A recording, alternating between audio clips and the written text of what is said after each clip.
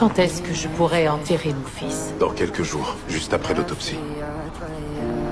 Son fils, c'était ce qui lui donnait un peu d'humanité.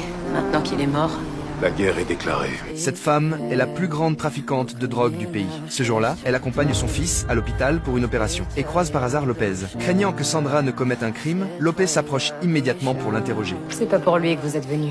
Ne soyez pas aussi soupçonneuse. Vous avez bien mieux à faire que de vous occuper de moi. J'espère que vous n'êtes venu que pour votre fils. Parce que dans le cas contraire, ça finira mal. Pour vous ou pour Diego. Mais Lopez ne lui fait pas confiance. Après son départ, elle consulte les caméras de surveillance et découvre que Sandra s'est faufilée en douce dans l'unité de soins intensifs dans la chambre d'un vieil homme. Elle tente de prendre le contrôle du trafic de drogue de Madrigal. Qui me dit que je peux vous faire confiance? Je suis de la vieille école comme vous. Je respecte les traditions. Et je suis sûre que vous voulez quitter ce monde en ayant l'assurance que personne ne touchera à un seul cheveu de votre fils.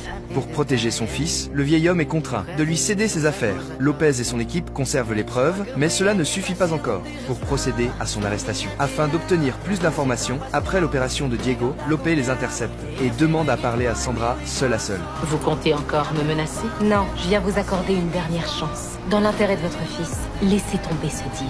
Rentrez chez vous avec votre fils. Récupérez votre fortune. Malgré les avertissements, Sandra refuse de partir. Soudain, une voiture s'arrête brusquement. Des hommes armés surgissent et ouvrent le feu sur Diego. Sandra, prise de court, ne peut qu'assister, impuissante, à la mort de son fils. Les policiers à proximité interviennent aussitôt et abattent les tireurs. Sandra se précipite vers Diego, anéantie par la douleur. Une fois la zone sécurisée, elle revient calmement, s'approche du corps de son fils et lui fait ses adieux. Quand est-ce que je pourrais enterrer mon fils? Juste après l'autopsie. La guerre est déclarée.